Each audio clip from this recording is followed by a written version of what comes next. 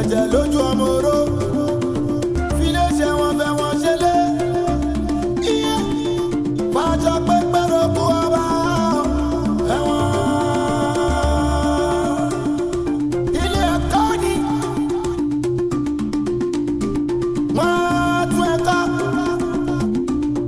wọ́n máa gbọ́ tinútinú olóríṣiríṣi o àwọn fẹ́ wọn gbára o ó bá wọn lẹ́jẹ̀ mú ó bá wọn láyé mú o kẹ́lẹ́ wọn jẹ́ kútu wọn jí àwọn ọmọ gànfẹ́ dáyọ̀ mọ́ o dáyọ̀ mọ́ ó jẹ́ ọ̀la ọ̀gá gbé smile many things don't share many things don't happen ẹ̀wọ̀n owó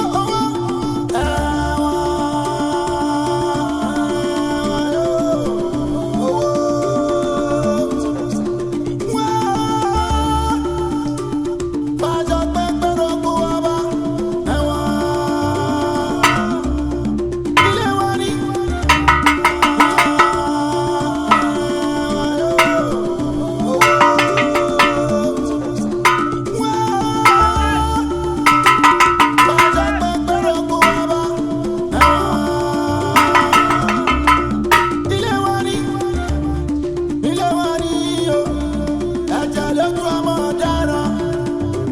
ẹ̀jẹ̀ lójú ọmọ oró fílẹ̀ ṣe wọn fẹ́ wọn ṣe lé iye fàájọ pé pẹ́rọ kú ọba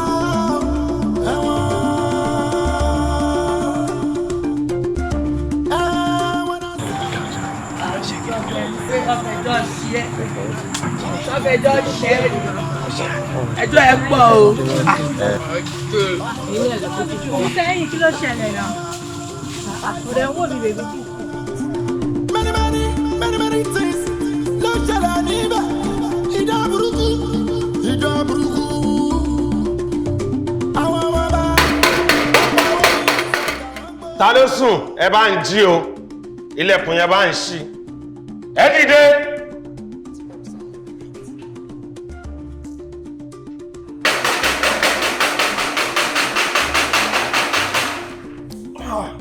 ẹ dìde. kí ló ṣẹlẹ̀ ọjà àbí kí ló ṣẹlẹ̀ gangan ó ṣàfipá àti jí. ẹ ti jí jọ èyí tó pò ní tó ń sùn yẹn kọ́ èyàn kankan ló ń sùn mẹ́rin òun pariwo pé ẹ ti jí ẹ dìde jàre. ó dìde.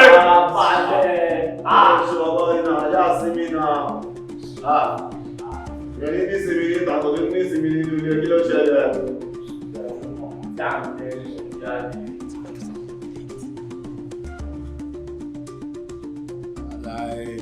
Ọlọ́run. Kí ló ṣẹlẹ̀ gangan? Mi ló ń béèrè pé kí ló ṣẹlẹ̀? Ó ń béèrè pé kí ni mo fẹ́ jọ, kí ni mo fẹ́ gbà lọ́wọ́ rú ẹ̀? Ìgbà tó mọ̀ pé o máa sùn, o máa hanrun, kí ló padà wà ṣe lẹ́wọ̀n? Ó ń béèrè pé kí ni mo fẹ́ lọ́wọ́ rú ẹ̀? Ẹ bọ́ta kẹ́ wàá lọ ṣiṣẹ́ jọ. Kí ni nǹkan tó fẹ́ ni mo béèrè? Mo ní kí ni mo fẹ́ lọ́wọ́ rú ẹ̀, kí ló fẹ́ fún mi? Tójú pé kẹ́ wàá lọ ṣiṣẹ́ lọ, ẹ wo lè sùn, ẹ wo. Aláyé dùkú tó bá tutù jáde. Wọ́n dàbí a ní sùúrù iṣan máa ń já o. Iṣan tiẹ̀ ò já ló wà lẹ́wọ̀n. Ẹ jẹ́ ẹ bọ́ta jàre. Láti kí wọ́n àmú tí máa ń wọ̀ ṣe ẹ́ ò kì í ṣe sùúrù rárá. Èmi lè sinmi ní ìtàkùn tó lè sinmi bí. Àlàyé ẹ̀fọ́ ọkà ọ̀dà ọ̀wà ayé tẹ̀.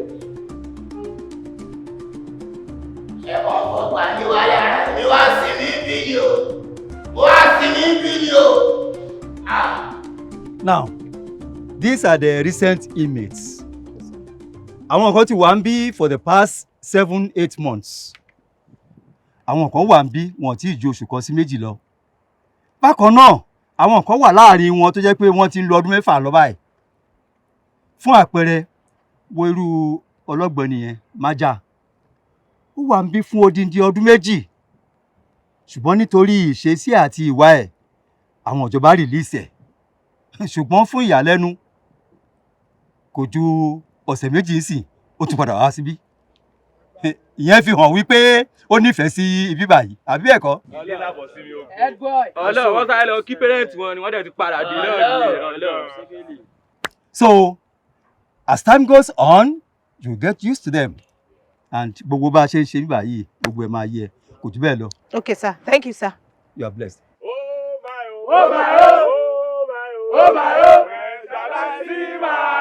Tẹ̀bá ṣiṣẹ́ rere.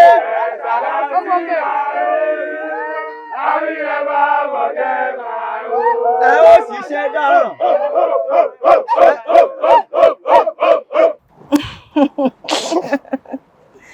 I told you, but hold on, ọ̀rẹ́ mi. Yeah? Báwo ni? How did it go over there? Well, not bad. Olúwa ṣeun. Mine was the way I predicted. Our ladies in were very friendly. Friendly. Thank you very much, sir. I appreciate. American lady. That America ló ti wá ní kan so ìbò ṣá. Baby, dáni tán. Àbí kọ́ta kan lọ́jọ́ ní. Ẹ ṣé mo dúpẹ́. You all are looking beautiful. Sílẹ̀ tó pa, àwọn fine báyìí. Tó pa. Ẹ gbà báyìí. Ajitu.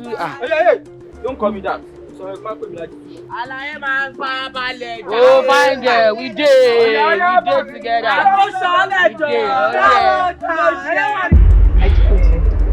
Ó dáa, ó ti gbọ́ o. But please be careful. I will. Yes, I forget. Wọ́n ní ọ̀la ní vocational day wọn, so iṣẹ́ máa pọ̀ fún wa láti ṣe nìyẹn. Òótọ́ ni o. Bùdá Henry sọ fún mi. Ó sọ fún mi lẹ́ẹ̀kan, but what do you suggest? Well, nothing for now, but I'll come up with something. I trust you. You always do. Okay? That's my friend. Èyí tó pọ̀ jù nínú wa street láti jẹun ọpẹ́lọpẹ́ street irú ayé ò bá ti máa ṣúbì ti pẹ́. Aja, you hear wetin I no understand. Ọ̀dà ẹ̀sùn kankan láàárọ̀ yìí tí ó yé mi. Ọlọ́run ti kọ́kọ́ wà ń bí wọ́n wá tún ẹ sílẹ̀. Ṣùgbọ́n wọ́n tún á tún ẹ gbé ìwé. Kí ló ṣẹlẹ̀ gangan kò yé mi. Ọ̀rọ̀ tó lọ fáfá ni o. Rich man. Ajá bàbá. You done me gangan. I dey with you always. Na the boy with this.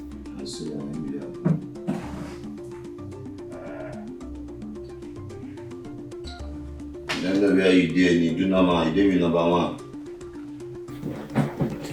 I don't know where you dey ni. Kí ló ń ṣe lè? Ṣáàṣì ti dúró láì bọ́ọ̀lù. Kí ló ń ṣe tó ń ṣe wọ́n ràn báyìí? Ààfin ló lérò pé ó wà ní. Kó ra ẹjọ́ kó jọ.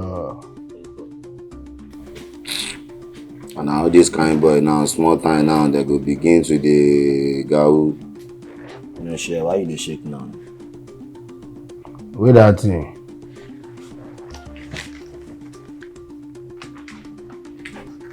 What is that? Check out. Alpha, show flight tech Bisha. Now lawyer boy, you no go wan do anyhow, make you no see anyhow now. I trust am. Ó wà kó rẹ́jì lóòótọ́. Ọ̀pọ̀ tó bá ṣẹlẹ̀ tó bá ti dalẹ̀ carry and come bush. About the boy wey you dey say na everly ready o. Na every time he dey disturb me for street. And I know why, because he wan enter campus next week. Na why? Ojú ń kan gan. Alawalai. Ọkọ̀ sí wèrè àpáàdé. Ewon, make you calm. I know say you go do am. No come disgrace me for you. Let them know say I don orientate you. You get ba? I believe in you. Na why I carry you come with you. You Don't come and you guys to know. Green serpent. What is dead never die. Green serpent. What is dead never die. Green serpent. What is dead never die. My brother. Fine boy. Are you ready? I am ready. But ẹ̀rù bà mí. Ọlọ́run máa bẹ̀rù bá ẹ̀ tọmọdé bá dé gẹ̀ ẹ̀rù máa bá ẹ̀. Ọlọ́run. Who dey come dey fear, who dey go dey fear. All of us dey fear. Ọlọ́run sẹ́. Bẹ́ẹ̀ni. Are you ready? I'm ready. Bàmí Ọlọ́run sẹ́ ẹ̀ kàn láì ṣe kíní yẹn fún kó mọ̀ pé níbi ìṣeré kan bí i. Ọlọ́run. They shout rugged. They shout rugged. They shout rugged, my brother. Juwon, my boy.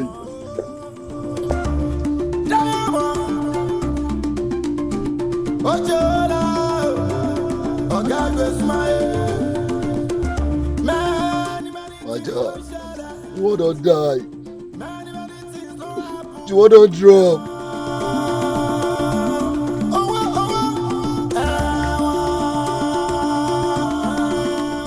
How you take happen?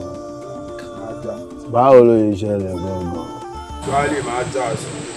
According to the tradition, a kò ní ká fún ní small drink ló ti yé. A kò fún ní small drink yẹ. Ọmọ lọ sọdá títí lè ṣá. Nílé yóò lọ́ọ̀lẹ̀ ìbọn tí wọ́n gbé wá ṣe pẹ̀. Richie, Maja, I dey with you. wetin come be this one like this? Baba, normal. You know say I be strong man. But for me to dey do like this, Juwon a boy wey like wey for street. Why you carry junior get inside come here? Maja no be so. I follow them yarn, they no lis ten to me. I let them know say Juwon na body, Juwon no know anything. Na me wan show Juwon street. Wetin now Juwon don drop, wetin I wan tell Juwon mama, wetin I wan tell Juwon papa and say Juwon drop. Guys, relax now. Why you dey shiver like kí ló ń bọ̀ boy? Oh, God wan punish you. Green serpent. Look, you will pay for this. Green serpent. What is dead may never die. Green serpent. What is dead may never die. Richie, I dey with you, Maja. the guy phone dey your hand. You dey my hand. Your sim náà kò sọnù. Go give the phone to Chike. Baba, kò gbà kan èso wa. Baba, make I carry my boy phone give Chike. I know say e pay you. Take out. Green serpent. What is dead will never die. Clear up. Alright boss. Bye-bye. Ọmọ ọba. Lóòótọ́ nǹkan tó bá yéèyàn yẹn máa ń béèrè ni o. Àmọ́ ṣe wélé ló mú mi rántí ọjọ́ burúkú èṣù gbomi mu. Ọmọ ọba. Ṣé ọjọ́ tá à ń sọ ìyàwó eke wọ́n jàun wọ́n jẹgbárùn wọ́n kó ọmọdé wọ́n kó àgbàlagbà wọ́n kó nílé wọ́n kó àlejò eke kó anybody o aláwàláyì. Àṣé bàbá ọmọ yẹn kárì gan-an Ṣíkè tata fóòfún òun ló nọṣẹ́ wálẹ̀ lẹ́yìn bí ọdún méjì sẹ́yìn lọ gbé wa lọ fèmí nìkan sílẹ̀ bí mo tún ṣe máa délé táwọn tèmi rí mi wọ́n kàn bẹ̀rẹ̀ jubilation ní gbé òkè aláyé tún ti wọlé dé mi ò mọ bí bàbá ọmọ yẹn ṣe gbọ́ bí wọ́n ṣe tún mi gbé nìyẹn. Ọmọ that one na federal level gangan ni o bí mo tún ṣe bára mi nígbà yìí ọmọ ó ga gan ni ọlọ́gbọ́n èèyàn ló máa ń fọ̀rọ̀ lọ́rọ̀ kọ́gbọ́n ọmọgbọ́n á fi tiẹ̀ gangan kọ́gbọ́n sórí èmi àti ó yàtọ̀ síra ìyàtọ̀ kékeré ló wà nú ẹ̀ Kí ló ṣẹlẹ̀ now? Kí ló tẹ́ ń waste time mi? Mo ṣáà ti tẹ̀wọ́ ẹ lè sọ pé yẹn ló ń dá yín dúró now. Ẹ ti débi tán. Ó ti lọ bẹ́ẹ̀. Ẹ ṣe kíá o. Ìmọ̀ nǹkan tó máa ṣàwọn boys yìí. Bọ̀bọ̀, mi ti fẹ́ máa lọ o. Tó bá ti parí pàrọ̀ tó wá ṣe ń bí, o lè pè mí. Kí ló ń ṣe náà? O dẹ̀ farabalẹ̀ kò ní sùúrù. Ṣebí na the same side we dey go. Tabalẹ̀ ti ń lọ, a máa gbé ẹ dání. A drop ẹ sọ́nà. Sún wọn lọ. Wọ́n máa kí mi ní kí o fò, kí ló ṣe yín? Why una dey delay me? Wetin happen? Nothing happen. Nothing happen, baba.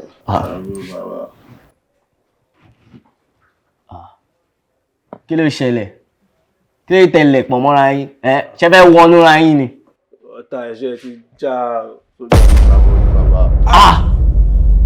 Answer everybody! Yes, sir. I dey innocent o. You're under arrest. Ṣé it cast? I'm innocent. Miss Lara. Sojo wey dey go trust na informant. Àwọn ọ̀gá tó gbé mi àtọmọ ìyá mi débi nìyẹn. Ọlọ́run lọ fà á.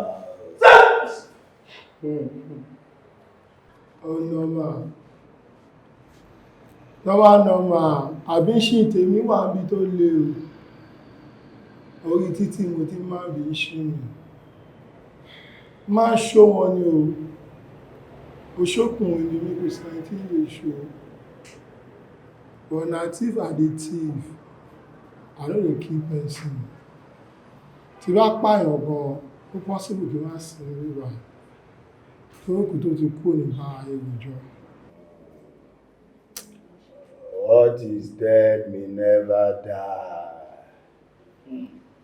Sí mo ní plans gan.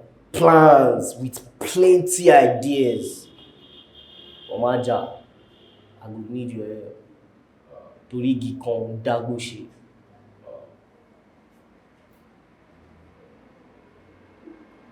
You go need my help. How? See, you go help me arrange how that my guy for that sale go take come inside here. Abeg, get why? Wàhálà wà o. Ọlọ́run. Story o. Story. Àlọ́ o. Àlọ́. I want to tell you a story. No be story o. Àwọn no be story o. So na reality. Ọ̀gá, ẹ jọ̀ọ́ sà. Ẹ má bínú pé ìbéèrè mi pọ̀ jù. But eléyìí tó máa ń dá sọ̀rọ̀ tó máa ń ẹ jọ̀ọ́ sà, ṣé ó di ní àbò ní skánskán? Gbogbo nǹkan pátápátá ni wọ́n máa ń fẹ́ mọ̀. Ohun tí mo gbọ́ ni pé ó máa ń sọ̀rọ̀ tẹ́lẹ̀.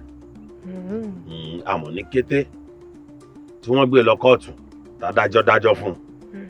Bó ṣe gbọ́pọ́ fún un lẹ́wọ̀n ọdún 10, wọ́n ní òun ẹ̀ síìzì ní òun. Yóò ṣe lè sọ̀rọ̀ mọ́ nìyẹn. Kò wá yé mi náà. Bóun ẹ̀ lọ odò dí ni àbò ní skọ́skọ́, àbò ní mánámà, àbò ní kọ́ńjì, èmi ò mọ̀. Okay, but ọ̀gá, ṣé ẹ dẹ̀ feel pé kò ṣe bóyá pé ó ń díbọ́n àbò ń pretend kankan bẹ́ẹ̀? Bó ń díbọ́ bí ó díbọ́, ń bẹ́ wọn ló wà, ẹ̀wọ̀n ẹ̀ máa pé kó tó lọ. That's true. Kò sí lọ́wọ́ wá. Bẹ́ẹ̀ni sá. Ó ṣe mo dúpẹ́ ìbéèrè tó yá ọ̀ ẹ̀ padà sínú iṣẹ́ o. Yes sir. Yá. Lọ mójútó wọn. Yes sir. Thank you sir. Listen up, guys.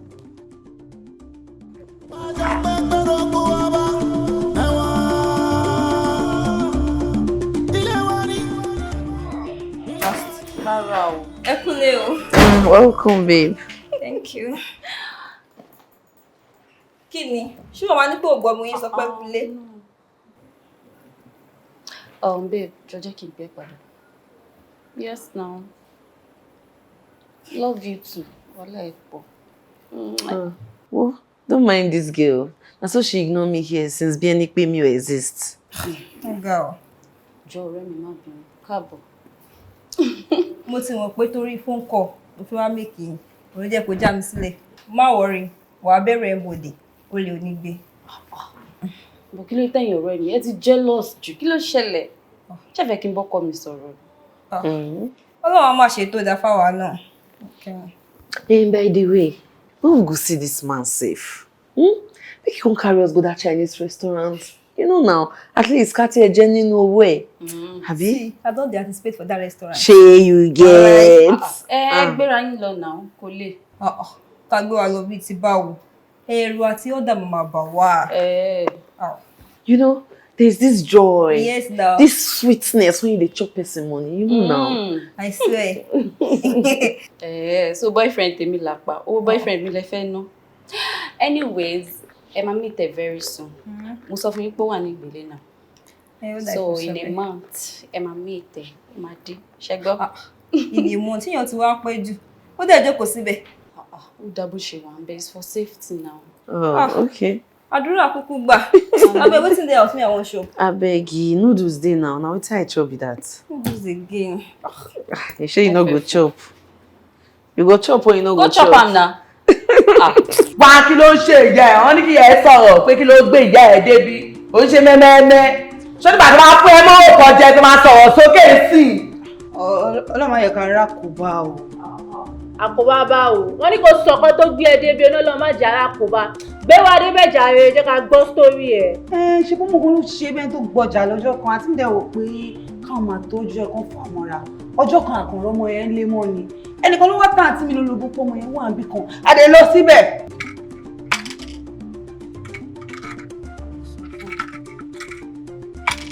Ó máa ṣòjúrò fún ìwọ.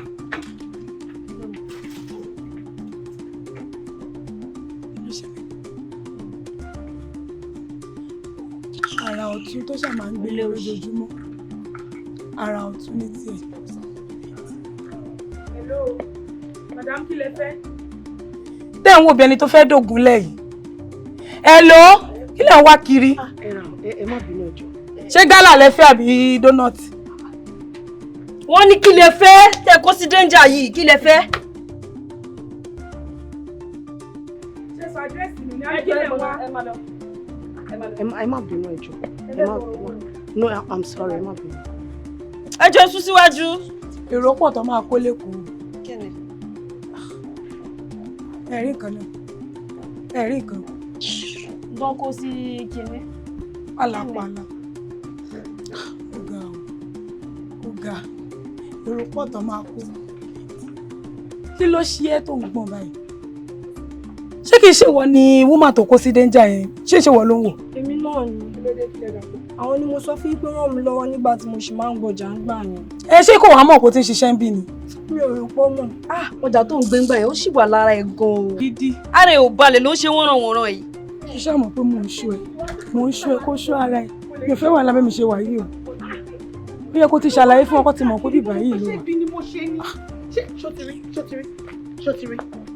Àǹtí mi, òun náà mà ní. Títí pẹlẹbẹ. Ló ṣẹlẹ̀. Àwọn èèyàn lé o.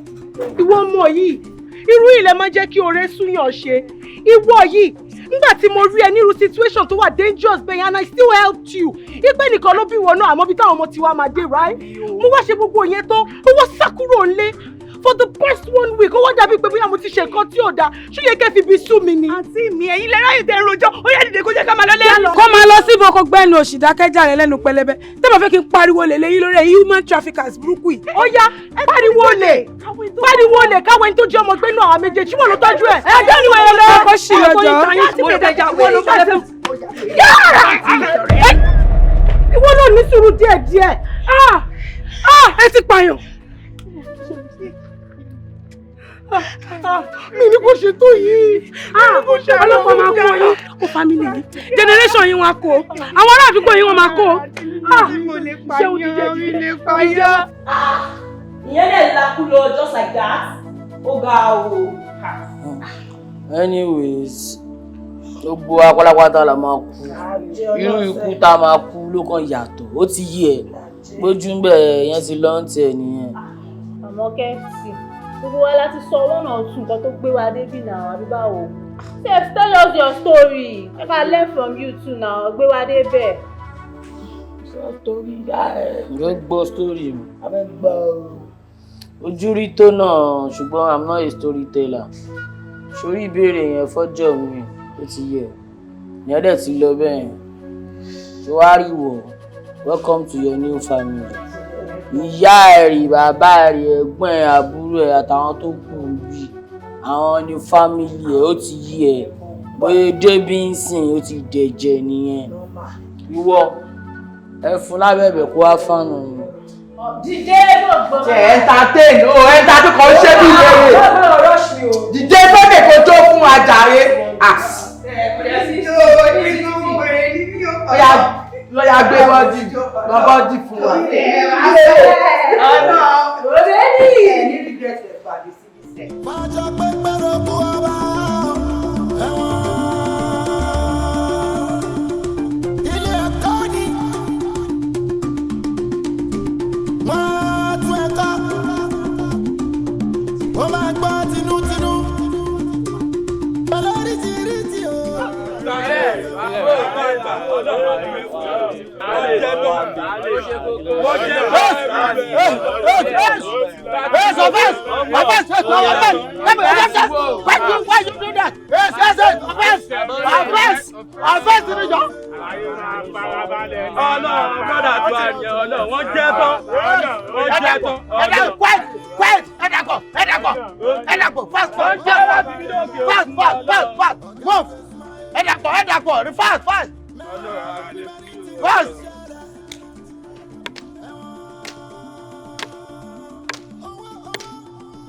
Kò kàn mí. Nǹkan tí ò bá ti kàn mí mi ò kẹ́ ń dá sí. Ibi tán bá ti fi ẹlẹ́mọ̀ṣọ́ tèmi sí, ibẹ̀ ló máa wà. Iyọ̀ ni mi ò, ibi tán bá fi mi sí, ibẹ̀ ni mo máa so mi sí. Bàbá. Ẹ́?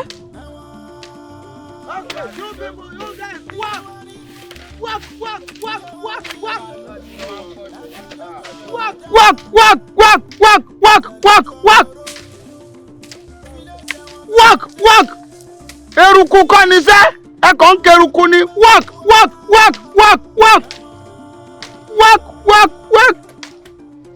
Hard labour. Tá máa sọ pé 10 years with hard labour, iṣẹ́ ló ń jẹ́ bẹ́ẹ̀. Work.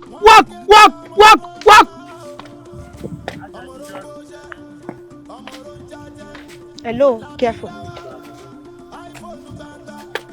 Àgbàdúrà kan náà tó wọn náà lè ní àbí àlà ipò ńlá ipò ọlá kí ló dé ta ló ń bọ̀ yìí ọdún méjì wà. Hello, what is going on here? Wà á pé kí ló ṣẹlẹ̀. Níbo? Èmi ni níbo. Will you get up and get to work? Kí ló fẹ́ gbogbo ní burúkú tẹ̀ ṣe yìí? Oh, àwọn tó kù yín wá bẹ́ẹ̀ wọ́n ṣẹṣẹ́. Ẹ jókòó ẹ̀ fún VIP. Wow! Àlàyé calm down. Ọ̀gá ẹ̀gán rí wa bí wọ́n sọ̀rọ̀. Mo tún gbéṣẹ́ sórí bíi dreadlock. Wo so tí bá gba etí ẹ, IT tó wá ṣe bí ó máa di TP mọ́ ẹ lọ́wọ́ ni.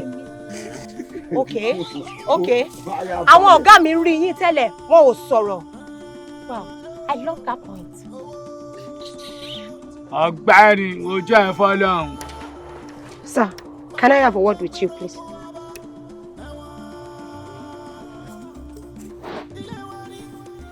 I'm sorry to take your time, sir, but I don't seem to understand the system of things here. For example, àwọn guys tó wà lọ́kàn yẹn, wọ́n jókòó àwọn tó kù wọ́n dẹ̀ ń ṣiṣẹ́. Then I try to approach them. Mo sọ fún pé kí ló dé tẹ́ jókòó ńgbà tó wọ́n tó kù ń ṣiṣẹ́. Wọ́n ní láti sọ fún mi wípé báwo ni tèmi ṣe jẹ́. Pé even ọ̀gá mi tó wà lọ́kàn, wọn ò sọ nǹkankan. Èmi wá ń pariwo. Can you imagine that, sir? Ṣé orí mi ti máa sọ fún ẹ lélẹ̀? Yes, sir. Kì í ṣe gbogbo ajá tó bá ń gbó là ń lẹ́kùn fún. Ọlọ́gbọ́n lọ́lọ́dẹ. Ọgbọ́n la fi ń ṣàyé, ìmọ̀ ló fi ń ṣọ̀run. Sórí tó bá fẹ́ pẹ́ náà gbà yìí, èmi ti wà níbi tí pẹ́ o. Ṣé o mọ̀ pé wọ́n wá ṣe IT ni? Tó o bá fẹ́ pẹ́, tó o dẹ̀ fẹ́ kẹ́mi ẹ̀gùn dáadáa, wà á fi gbígbọ́ ṣaláìgbọ̀, wà á fi rírí ṣaláìrí o. Ohun tó máa jẹ́ kó prosper ń bí nìyẹn o. Kò yẹ. Òjè láyé o. Ayé dẹ̀ ní kọ̀rọ̀. Owó tí mo ní ni mo yá yẹn. Ṣó ráwọn yẹn? Fi wọ́n lẹ̀. Wà lámòjú kúrò. But sir, ọmọ yìí, ó ti ń lọ fàáfà. Ó ti ń lọ fàáfà. Ó ti ń lọ fàáfà. Gbéra kó padà sẹ́nu iṣẹ́. I'm sorry, sir. Wà á rí kẹ̀. Yes, sir. Bíbí ló bá mi. Sorry, sir. Ilé wa ni o, ẹ̀jẹ̀ lójú ọmọ ọ̀daràn. Sir, I was furious because I don't understand the privilege they have. Sitting idle while others are working. Then ìgbà tí mo approach wọ́dà bí tí mo explain everything tó ń ṣẹlẹ̀ fún wọn. Nǹkan tó sọ fún mi ni wípé kí n fi rírí ṣaláìrí. Aramide. Sir. Aramide. The problem you have is that you speak too much English. Òyìnbó ti pọ̀ jù. Ṣé ọmọ náà ni ẹni? Ṣé bí Yorùbá ni ẹ?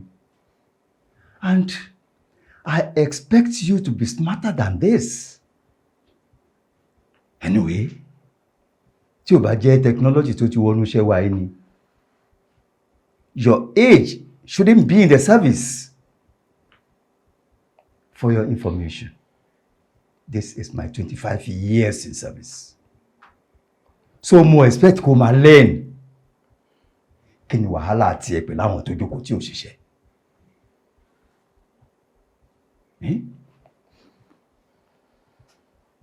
Kí n tiẹ̀? Sir, with all due respect, sir, ó dàbí ẹni pé ọ̀rọ̀ tí mo ń sọ òye yín, sir. I think you don't understand me. Yeah, then. Make me understand. Let me understand. Okay. This particular Maja and his cohort, sir. The last time I checked, sir, they're supposed to be in a DC. Sorry, sir. No, go ahead. Oh, really? So, we expect pé kó wà ní death cell. That is to say, orí àwa tá bù wá ń bíbá yìí ò pé. Àbí George to give judgment kò mọ nǹkan tó ń ṣe. Hey, Aramide. Sir. Be very careful. Be very, very careful. Yes. Otherwise, you will force me to write a letter. Sir, I'm sorry, sir. I'm so sorry. Mo kọjá àyè mi, sir. I'm sorry. I was just trying to... No. I'm sorry, sir. Don't be sorry. Go ahead. Maybe there's something you know. Táwa ò mọ̀. Aramide, be careful. Be very, very careful. And let this be your first and last time. Yes, sir. To make you statement. Yes, sir. I'm sorry, sir. I'm so sorry. Má bínú, sir. Get out of my face. No happen again. Sir.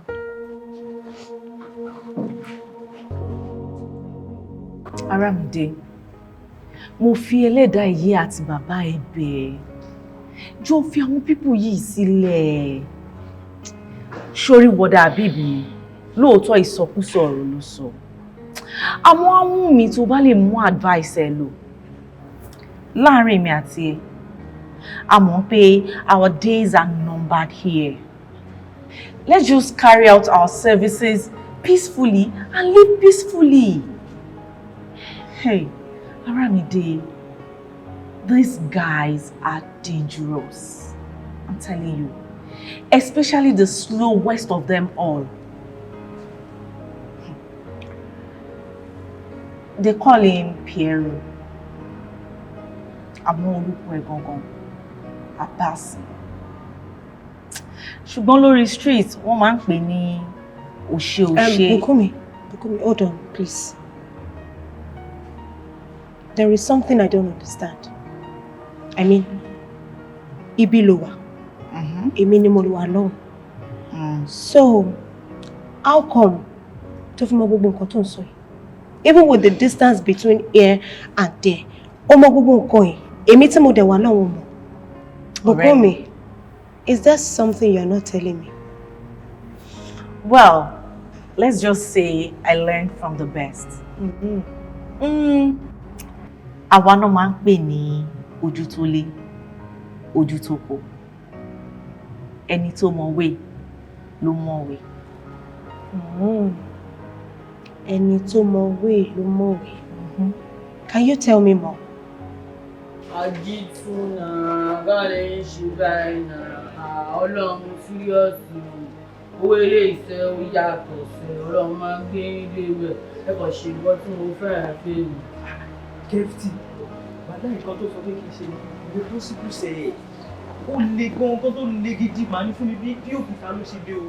Ó kàn dàbí ìgbà tó sọ pé kí n gbé màálù gbanú wà bẹ̀rẹ̀ ni kò lè possible. Ṣó fẹ́ gbaṣọ lọ́rùn mi ni? Ẹ̀gbọ́n ẹ gbàgbé ẹ̀ jàre. Kí ni ìyàtọ̀ impossible àti possible ṣe bẹ́ẹ̀ máa yọ àwọn sterling kan wájú ẹ̀. Ẹ gbàgbé wèrè ṣáṣọ òfò tẹwẹ̀ ṣó fìtì yẹn. Ṣẹ́yìn fẹ́ san ẹlẹ́wọ̀n kù ni. Ṣé lè jẹ́ gùvẹ́ńṣì ni àbójẹ́ Nike? Nígbà ẹ gbàgbé ń pa ẹ̀ jàre. Ẹ ṣe nǹkan tèmi fẹ́ fèmí ó ya ẹ̀ máa jẹ́ kẹrẹ́ rìn. Ọlọ́run.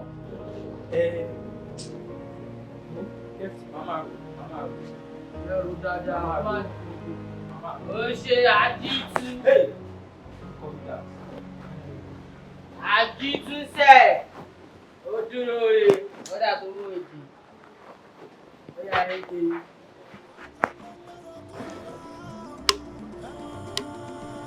Sorry for interruption. Kemity. Sir.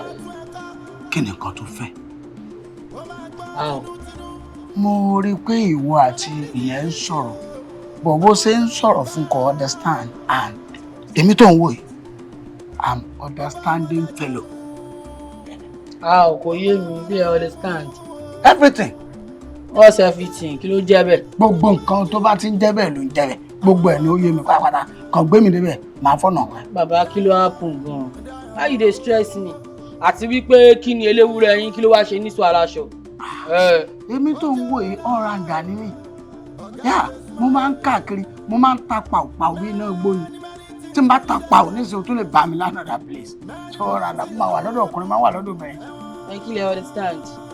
Ẹnìkan tí mo sọ sí kí ló yẹ yín bẹ̀? Ó máa gbé mi débẹ̀ jẹ́ kí n mọ́nú ẹ̀. Ṣọ́ra ara ẹ̀ jàre ẹrú jọ yín fọ́lọ́run.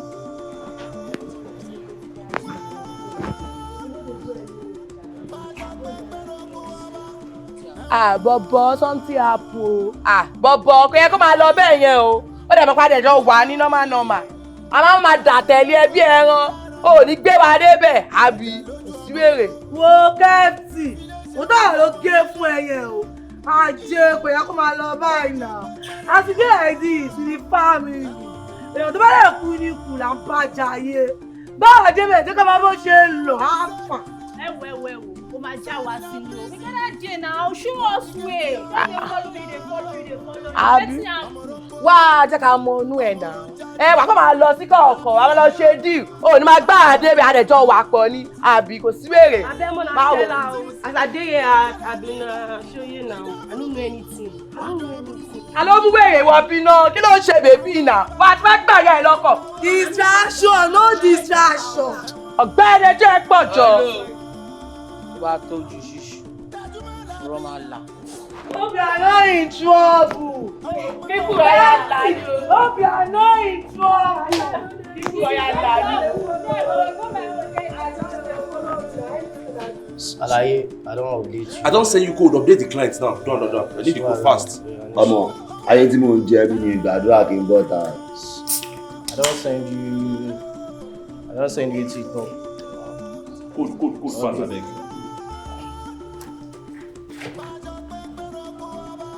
Beautiful order. Any problem? Of course not. What's the problem, Rara?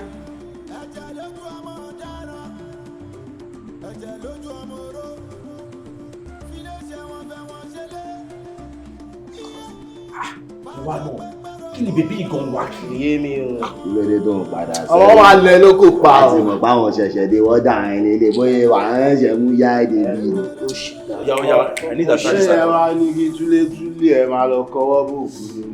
Oya mi lọ rí. Ó jẹ́ take time. Ẹ wo ẹ fọmọ yẹn lẹ, ó kàn kanra bí. Alaye wo nǹkan, mo ti attach ẹ̀, ó ti ń process. Kò lè ṣe tó ra ọ̀gá ẹ̀ kó ṣì dànù. Bàbá ní sùúrù kí ló ṣe ẹ́? Ó ti ń process. No. Má ṣe mistake. No. Alpha. Báwo ló ṣe lọ? Dáadáa ni kò sí problem.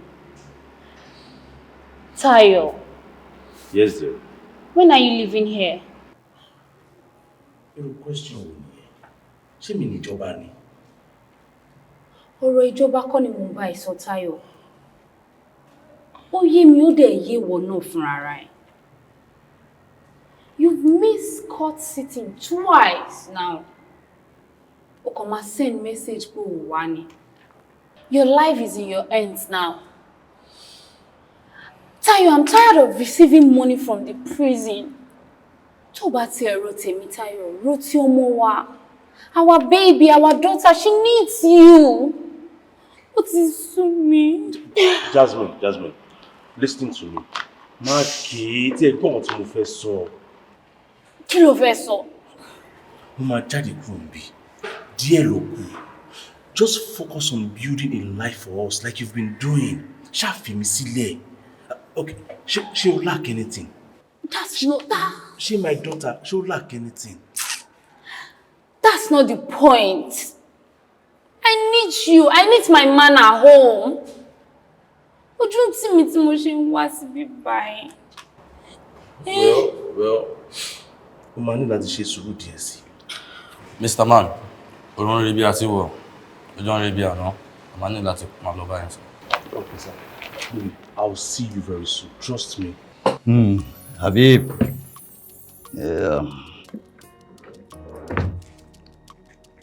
Gbà, ṣé àti ẹni ẹ̀?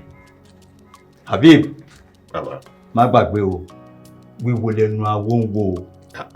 Ọ̀gá ẹ jẹ́rìí mi, ẹ mọ̀ pé mi ò lè lose guard láìláì. Mo tiẹ̀ jẹ́rìí ẹ̀. Babe, ó ṣùgbọ́n lórí ọ̀rọ̀ bọ̀bọ̀ yìí. Èyí máa advice ẹ kò fi ilẹ̀ o. Torí tó bá fẹ́ rí ẹ, he will come out straight, àbí? You see, na this same thing I don dey tell her since. But you know say heart wey don love, e dey hard to control. Mo ti ń pè kó pí kọ́ mi mọ́. Ṣé crime wà nínú pé mo fẹ́ lọ surprise boyfriend mi ni? Ṣebí church ló wà? Ṣé wọn kì í ṣe birthday ní church ni? Wo babe, filẹ̀. Tó bá need ẹ, kó máa wá ẹ, àbí? A ní kó tiẹ̀ pè mí kí n gbóhùn ẹ̀. Shey you see this one? Nothing wey I never do. There is nothing you say to her that she will listen. Abeg ẹ filẹ̀. Ó máa wà okay jàre. Ọlọ́run.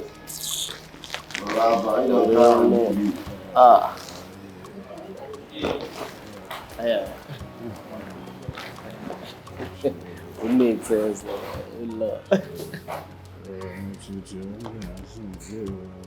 I get ten.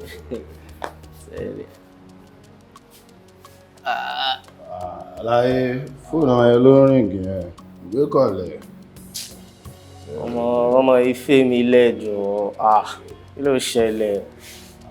Ilé tó fẹ́ gbé kọ̀lẹ̀. Gbé náà. Má jà ọmọ ó ti ń lọ fà. Èmi ò mọ̀ kó máa rí báyìí. Yánú tún láì gẹ̀ èmi kàn rò pé kí n kàn máa lò ó ti yẹ kí n máa fi pass time normal. Àlàyé rẹ̀ ti padà di máa ń síbẹ̀. Ọdún mo máa ń bless ẹ o torí nǹkan tọ́lọ́run fi rán mi nìyẹn normal but èmi ò mọ̀ kó máa padà fall in love. Wàá lọ fún àná. Wàá dẹ̀ gbé wàá sọ fún un. A jẹ́ kó mọ̀ pé inú ilé ló wà. Inú ilé náà ò sí fẹ́ wọn kó. Àwọn èèyàn ló ń kó síbẹ̀. Ọmọ èmi ò gbé kọ́ yìí o. Ó kó ṣì dànù èmi ò ní gbé. Má pọ̀ dẹ́gbẹ́ gbé. Hello. Alpha. Wọ́n ò sí ṣọ́ọ̀ṣì o. Kí ló ṣe mọ́? Wọ́n ò sí mọ́ọ̀sì o.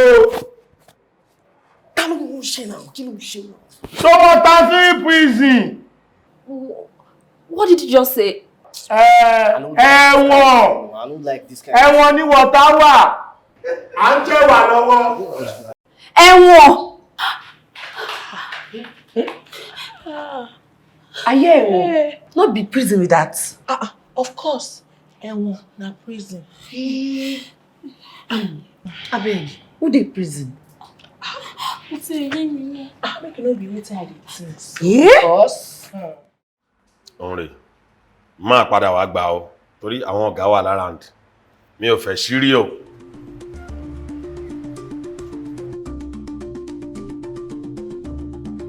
Hello. Abbas Oṣeoṣe. Kemity ló ń sọ̀rọ̀. Abẹ́kẹ́. Ìwọ ló wà nínú fíìmù cell tó sọ pé ń wá mi. Èmi ni o bàbá. Àti bí 1 week ni mo ti ń try láti reach yín. Kó tó di pé ọmọ ẹrú wọ́dà yẹn agree láti gbé phone fún mi. I no hear anything o, I don't know anything o. Mo tiẹ̀ kọ́kọ́ fẹ́ gbé wọ́dà yẹn mọ́ra pé kó tiẹ̀ gbé mi wọlé sọ́dọ̀ yín. Àmọ́ ó fárígá ni. Ó ní kò possible. Ó dáa, ó dangerous. Pé bá mi sọ̀rọ̀ yìí ló wà òkè. Abẹ́kẹ́, kí ló gbé ẹ dé ìbà? Bàbá àgbà tí mi gbọ́ nǹkan kan nípa yín tí mi ò rí anything. Mo ṣe tẹ̀lé láwọn ọmọ Bánábà lọ ṣubú nìyẹn. Mi ò rí second chance rárá, mo bára mi lágodo bẹ́ẹ̀. Ó normal. Script nìyẹn. Èèyàn kan ò kí ń rú script forever. Ṣorí script tó ń wò yẹn, àwa ta wà nù ẹ̀ làwọn máa lọ lẹ́yẹ kọ̀ọ̀kan. Òun ò ní kúrò lójú kan. Bàbá, ara àwọn ó ti tẹ́tí fún wa náà nìyẹn. Lóòótọ́ a wà lágodo, ṣùgbọ́n ẹ ti bímọ púpọ̀ sílẹ̀. Tẹ́ bá tiẹ̀ trust anybody, ẹ ṣáà trust èmi. Ẹ̀yẹ kan fẹ́mi ní go ahead, nǹkan tọ́ka fún JJ. Ó máa deliver ajé. Kemity, ìyẹn wà nínú sáńgà tí mo wà yìí náà. Àwọn ọmọ bá ń pawó, wọ́n dẹ̀ ń ṣe dáadáa. Ṣùgbọ́n Abẹ́kẹ́, ṣé o trust JJ? Bàbá mo trust JJ. Tó bá lè ṣe bí olórí burúkú, wọ́n máa gbẹ́ kòtò ẹ̀ one time. Ó dáa. Tó bá jẹ́ bẹ́ẹ̀, ìwọ máa báṣẹ́ lọ. Kò dẹ̀ máa mú ìtàn wá. Ó yá bàbá mi, ó ṣe kan báyìí.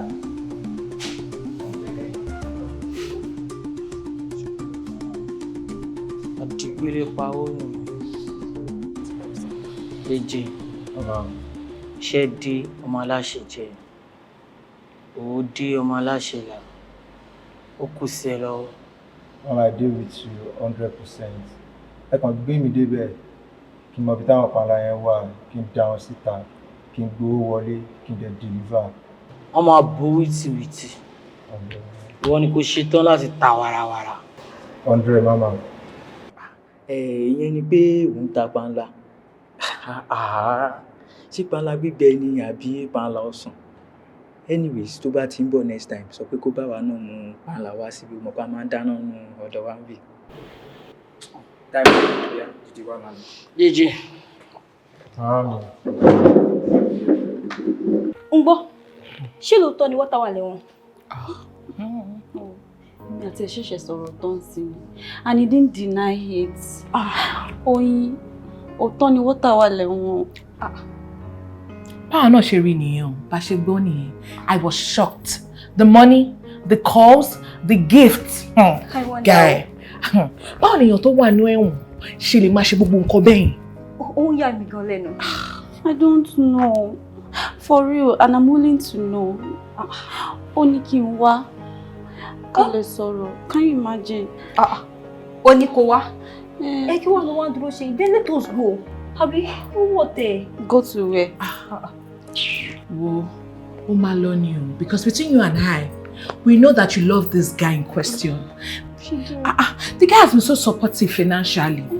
Yeah, for him to even summon the courage to tell you that, me, I will not lie to you. Ó máa dá kó lọ. At least, what gbogbo president said to bá lọ now? What Kí n lọ.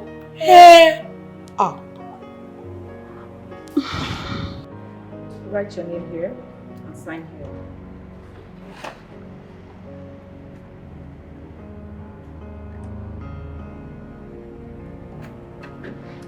You do the same.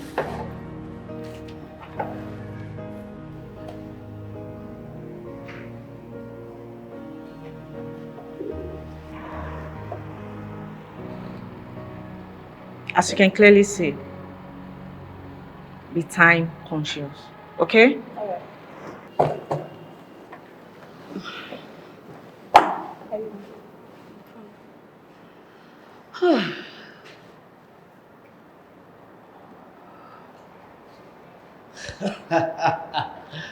Look who we've got here.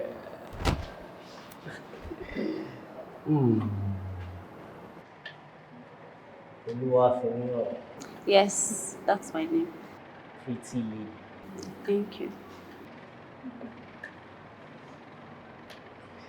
You both look pretty, by the way. Thank you. You're welcome. Yeah, lovely hair.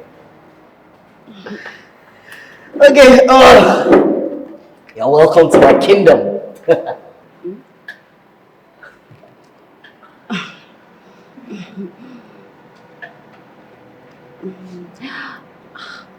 Water. Is that even your real name? Well, Olómi lorúkọ mi, but I prefer you say it in English. Water. Oh, I see. But kí ló tó feel so comfortable in your environment? Nǹkan tí mo expect kan ni mo bá ń bí báyìí. For real. And with the look of things, I can see you are one very important person here. Kí ló mean by pé mo wà comfortable? Ṣé kí n máa sunkún ni torí pé mo wà lẹ́wọ̀n? Kì í sáà ṣe mi lákọ̀ọ́kọ́ náà. Of course not. You call up when you're to my Exactly. Listen, let me enlighten you. All the great men in history were ex-convicts. Now tell me, does that make them less of an icon? Oh, excuse me, please. You don't make their own stories up for yourself. See, kí ló gbé ẹ débi báyìí gbogbo? Ẹ̀ṣẹ̀ wo ló ṣẹ̀? Àti pé ìgbà wo ló fẹ́ kúrò níbí báyìí? See, that's all that matters to me. Olúwa fi mí hàn. Story for another day. Gbogbo question don't be me. But for now, this is my life. And here is where I belong. It's here. Wakusi alone. Lọ́nà wo? Àṣàlàyé. Tó bá tẹ́ ẹ lọ́rùn, ó máa gbà mí bí mo ṣe wà. Tí ó bá dé tẹ́ ẹ lọ́rùn, well, that's your choice to make. You can as well take a walk. It's the boldness and audacity for me. Like, see, only that làágùn jìnnà rárá. I have my answers already. Oh yeah. Let's go. Wait.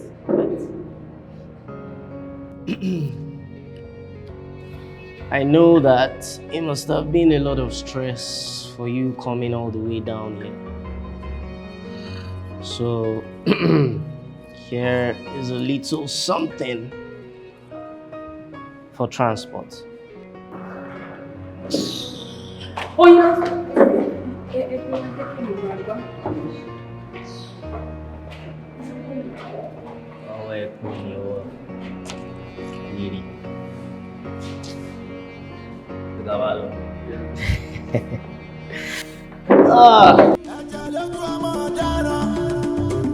Ẹ̀jẹ̀ lójú ọmọ oró, fílé ṣe wọn fẹ́ wọn ṣe lé. Iye bàjọ́ pé pẹ́rọ kú ọba ẹ̀wọ̀n. When I said in a prison, wọ́n ti ké tí ọmọ oró lọ. Ọmọ oró ń bóṣẹ́, ọmọ oró ń jájẹ́, làbídáwá, iPhone gbàgbà.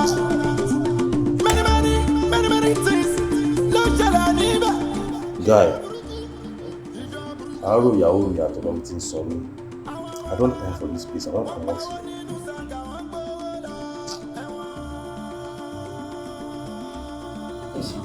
Bro, I understand.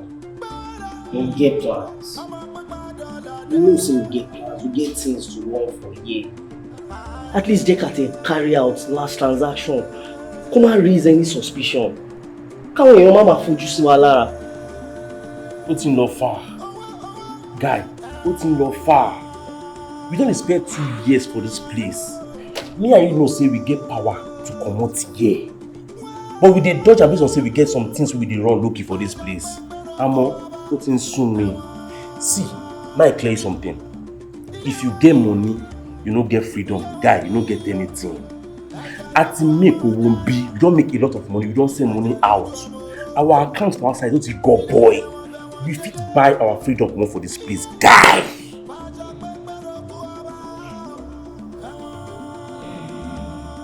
What's happened? Kí ló ṣẹlẹ̀? Kí ló dé?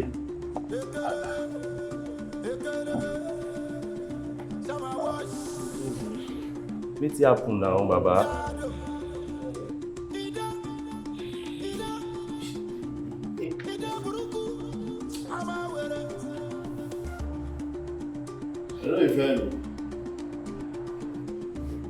O mọ̀ nǹkan tó máa ṣe tílẹ̀ bá ti mọ́. Lọ gba gbogbo owó mi tó wà lákàùntì màámi. Àti wọ́ àtọmọ àti màámi kẹ́kù onílù. Bó ṣe kẹ́ gba Ghana lọ tàbí any African country.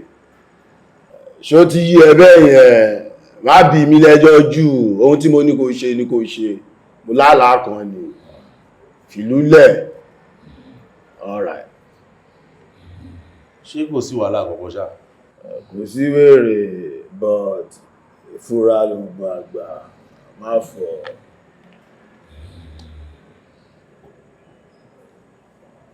Mo ń yọ sí.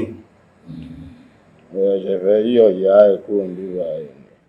Sir, it's my pleasure having you in my office. Sir. Indeed, it's a pleasure. You may have your seat. Thank you, sir. Mr. Mishure.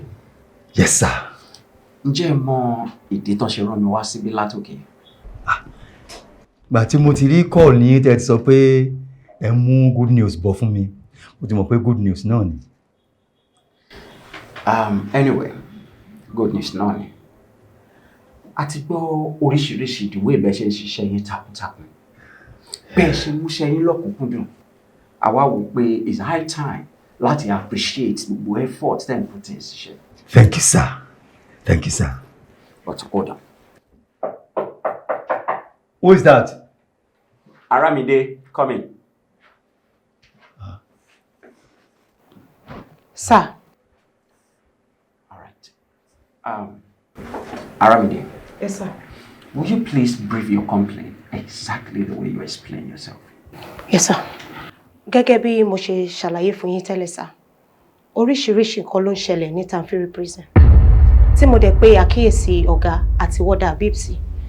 Àmọ́ wọ́n jẹ́ kó yé mi wípé nǹkan tó bá fi ẹlẹ́mọ̀ ṣọ́mọṣọ́ òun ni kí n máa ṣọ́, sir. Okay. Irú àwọn nǹkan wo mo fẹ́ kó stay there? A lot of corrupt activities are going on daily.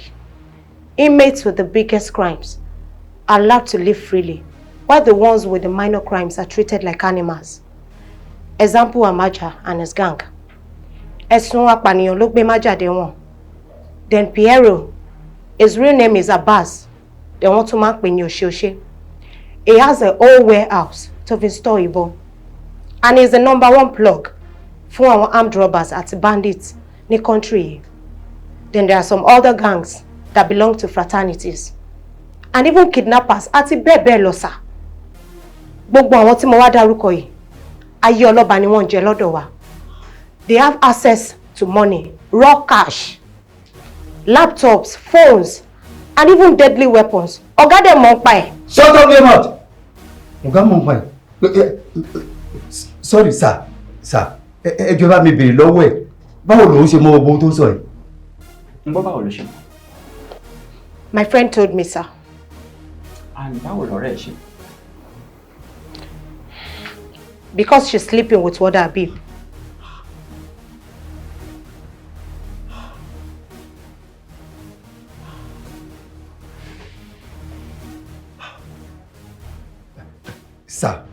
please bóyá ẹ lè jẹ́ kí a ríra privately ká sọ ọ̀rọ̀ yìí sà. Mr. Missouri. Sir. Kò sí nǹkan kan tá a fẹ́ sọ ní private at all. Kò sí. See, if you must know, several letters ni òun ti ń kọ sí head office. In fact, tí lẹ́tà yẹn ti ń wá time to time, more than a month. Luckily for her, CGP ni last letter ẹ̀ dé sí lọ́wọ́. Yes. Ó direct ẹ̀ sí wọn fún ara ẹ̀. Àwọn náà dẹ̀ pè mí tó instruct me wípé I should take on this case with immediate effect. Now, ṣé wá rí pé àkàrà ti tú sí epo báyìí? Now, ẹ̀yin àti Officer Habib, first thing tomorrow morning, ẹ ní láti report sí Abuja. And not only that, má jà pẹ̀lú àwọn gáǹgẹ̀. I gbọ́dọ̀ change the prison power. See another prison. Do I make myself clear? Aramide, ṣé o kò ti bá tèmi jẹ́ báyìí? Aramide? Sir.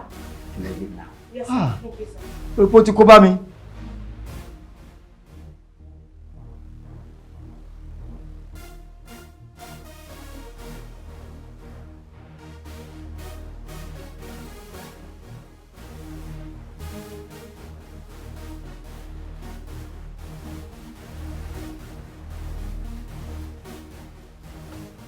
Anyway, order from above. We are changing you guys to Lakwe prison. Lakwe prison kẹ? Ṣé bí ò dání? Yes. Ẹ ti gbádùn. Ẹ wá lọ jẹyà. Under kí ni? Under kí ni? Move! Stand up. No. I don't want to hear a word.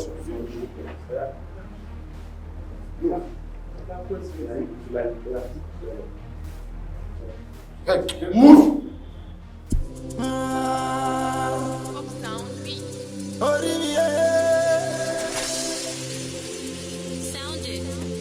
Orí mi mo bẹ̀bẹ̀ o, má jẹ́ fẹ́ wọn gbára, kí má bàtà pé ń gbèrò kú ọba. Àmì o, àmì o, àmì o, alọ́ba fresh, kó má ṣe jẹ́ pọ̀ṣọ̀ mi.